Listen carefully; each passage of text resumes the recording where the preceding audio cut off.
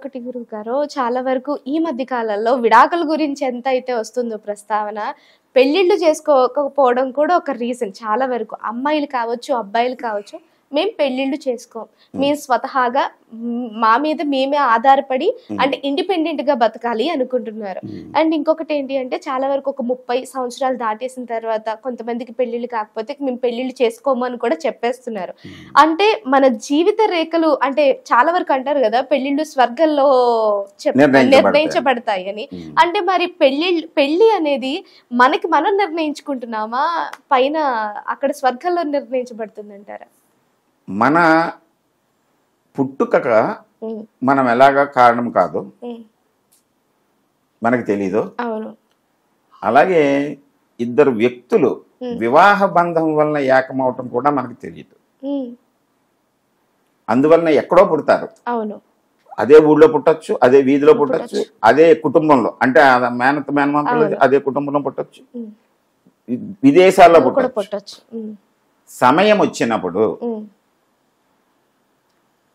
ఆ వాళ్ళల్లో ఏదో రకమైనటువంటి ఒక భావన ఏర్పడి దాంట్లో మధ్యలో ఏదో ఒక సంఘటన కానీ ఒక వ్యక్తి కానీ ఇప్పుడైతే మ్యాట్రిమోనియల్ కానీ ఇంకోటి కానీ ఏదో ఒకటి వాళ్ళని కలిపి ఒకటి చేసి వివాహ బంధాన్ని ఏర్పరుస్తుంది. దీన్ని మనం అందువల్లనే marriages are made in heaven అన్నారు. హెవెన్ అనేటువంటిది స్వర్గం ఎక్కడుంది? మనలోనే ఉంది. హెల్ అనేటువంటిది నరకం ఎక్కడుంది? మనలోనే ఉంది. నేను ముందు చెప్పినట్లే పాలల్లో నీళ్లు ఉన్నాయి, నూనె నెయ్యి ఉంది. అయితే దాన్ని మనం తీసుకోవటంలో తేడా. Marriages are made in heaven, కర్మ ఫలాల ప్రకారం జరుగుతాయి.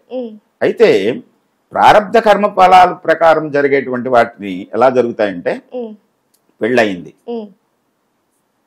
సవ్యంగా కాపురం చేసుకుంటున్నారు, కొన్ని కారణాంతరాల వల్ల వాళ్ళలో ఇద్దరిలో ఎవరొకళ్ళకి ఆరోగ్యమో అనారోగ్యమో ఏదో ఒకటి తేడాలు వచ్చి ఒకళ్ళు కాలం చేశారు అనుకోండి, అది ప్రారబ్ధం. అంతే తప్ప ఇద్దరి మధ్య ఘర్షణ వచ్చి ఇది మనం క్రియేట్ చేసుకున్నటువంటిది అంటే సహజ ప్రక్రియని మనం భిన్నం చేస్తున్నాము. సహజ ప్రక్రియ ఉంటుంది, మనం చేసేటువంటిది ఉంటుంది.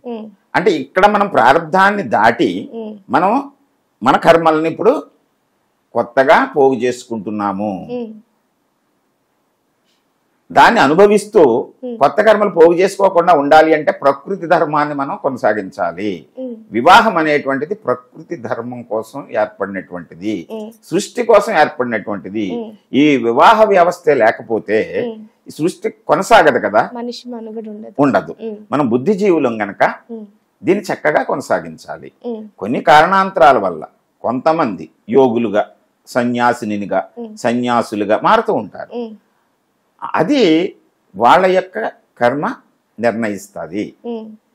సహజంగా మనం వివాహ వ్యవస్థలోకి రావాల్సినటువంటి వాళ్ళు ఆ వయసు వచ్చేసరికి ఇక్కడ ఏమవుతుందంటే విపరీత ధోరణి వచ్చింది మనకి.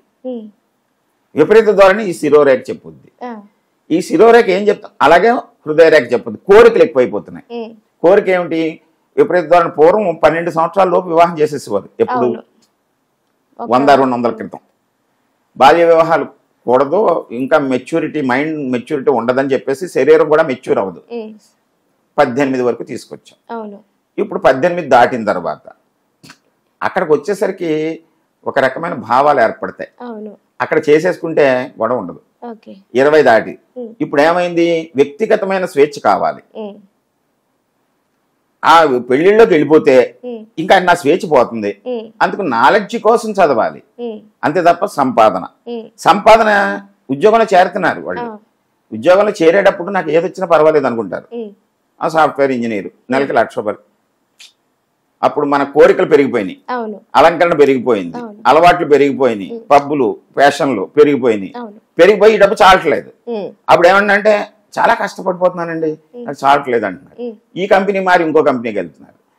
వ్యవహారంలో అలా మారచ్చు, కానీ మన వ్యక్తిగత జీవితంలోకి వచ్చేసరికి వివాహం చేసుకోవాల్సిన సమయం ఆసన్నమైనప్పుడు మన వంతు మన ప్రయత్నం చెయ్యాలి. ప్రతిదానికి ఏజ్ లిమిట్స్ ఉంటాయి. ఉమ్, 5 సంవత్సరాల పిల్లవాడిని ఒక 6 నెలలు అటు ఇటు లేదా సంవత్సరం 5-6 సంవత్సరాల్లో తీసుకెళ్లి స్కూల్లో చేర్చాలి. ఉమ్, చేరిస్తే వాడు ఆటోమేటిక్గా నేర్చుకుంటాడు. ఉమ్, అక్కడ గారం పెట్టేసి మనం 10 ఏళ్ళు వచ్చే వరకు కూడా చేర్చకుండా ఉంటే ఆ తర్వాత స్కూల్కి తీసుకెళ్తే వాడు నేర్చుకోడు.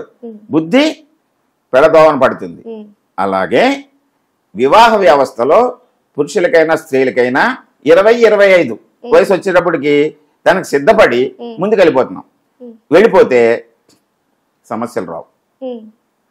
మనం దాన్ని పోస్ట్ పోన్ చేసాం అంటే వ్యక్తిగతమైనటువంటి ఆనందాలు కోరికల కోసం, అంతే కదా. లేదా ఇంకే కారణంతో ఆగుతున్నారు? ఇంకా సాధించాలి, ఇంకా సంపాదించాలి, కారు కొనుక్కోవాలి, బిల్డింగ్, తప్పు లేదు. ఆ 30 దాటిపోయింది. 30 దాటిపోయిన తర్వాత ఏమవుద్ది? అప్పుడు పెళ్లి చేసుకోవాలనుకుంటే అప్పుడు కొన్ని ఆప్షన్స్ మారిపోతాయి. ఇంకా కోరికలు, అంతకంటే ఎక్కువ సంపాదన ఉన్నవాడు కావాలి. ఇవి ఆడవాళ్ళకి 35 వచ్చేసింది అనుకోండి, మినిస్ట్రేషన్ సైకిల్ ఆగిపోతూ ఉంటది. అంటే సృష్టి ఆగిపోతోంది. అంటే సృష్టి క్రమం ఎంత చెప్తోంది? 12 నుంచి 30 వరకు చక్కగా ఉంటుంది అని చెప్తుంది. 30 దగ్గర నుంచి అస్తవ్యస్తంగా ఉంటుంది అని చెప్తుంది. 40 వస్తే ఇంకా అసలు ఉండదు అని చెప్తుంది. అవునా?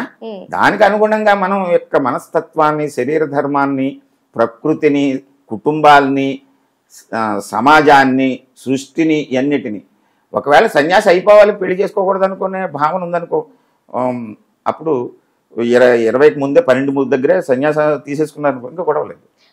అంటే ఇప్పుడు మీరు అన్నట్టే సన్యాసులకి కానీ యోగులకు కానీ వాళ్ళకి అసలు వివాహ రేఖ అనేది ఉంటుందంటారా? అది ఇక్కడ నేను ఈ రేఖలని చెప్పాను కదా, ఇంకో వివాహ రేఖ అని ఇక్కడ ఉంటుంది, వైవాహిక రేఖ. ఈ రేఖ ఇలా నిలువుగా ఉందనుకో, స్ట్రైట్ గా పుల్లలాగా, అంటే ఇటు వంగకుండా ఇటు వంగకుండా నీకు కనబడుతుందా? నా ఈ రేఖ ఇలా ఈ పక్కకు వంగింది, హృదయ రేఖ వైపు. హృదయం అంటే ప్రేమ, అభిమానం. అక్కడికి వచ్చేసరికి నాకు పెళ్లి మీద మమకారం, అదే యాక్సెప్ట్ చేసాం, 23లో సంబంధం వచ్చింది, చేసేసుకుని అయిపోయింది, గొడవ లేదు. అలా కారణం కొంతమంది స్ట్రైట్ గా ఉంటది. స్ట్రైట్ గా ఉంటే చేసుకోనా మా అన్న, ఇది కాదు అది కాదు, అలాగా వాయిదాలు వేస్తూ ఉంటారు. అలాగా వాయిదా వేస్తున్నప్పుడు వయసు పెరిగిపోతూ ఉంటది. అలా కాకుండా కొంతమంది చేతుల్లో ఇలా వచ్చి ఇలా తిరుగుద్ది పైకి, వాళ్ళకి పెళ్లి కాదు, వ్యతిరేక భావం ఉంటుంది. ఈ రేఖలు చెప్తాయి. కొంతమందిలో 2, 3 ఇలాంటి ఉండొచ్చు. దాంట్లో దాని యొక్క లోతును బట్టి, బలాన్ని బట్టి విడిపోయి ఉంటే వాళ్ళ భావాలు, వ్యతిరేక భావాలు రావటం, కొట్టుకోవటం, తిట్టుకోవటం, డైవర్స్ వరకు వెళ్ళటం, మళ్ళీ కలుసుకోవటం, ఇలా ఉంటాయి. ఇవన్నిటినీ ఒక్క రేఖ చెప్పదు.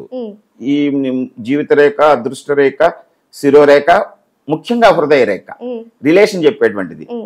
ఇక్కడ భేదం ఉండి ఇక్కడ భేదం ఉంటే, ఇక్కడ విడిపోతూ ఉంటే అది డైవర్స్ కి దారి తీస్తూ ఉంటది. సో మొత్తానికి మన రేఖలే మన విడాకులు, అంటే జీవితాన్ని ప్రతి అంశాన్ని, చదువు గాని, వ్యాపారము గాని, ఆరోగ్యము గాని, వివాహము గాని, సంతానము గాని, అన్ని కూడా మన అరచేతిలోనే ఉన్నాయి. ఎక్కడుంటాయి? వేరే ఎక్కడుంటాయమ్మా? మనకు సంబంధించిన ఇక్కడే ఉంటాయి కదా, మీ చేతిలోనే ఉంటాయి.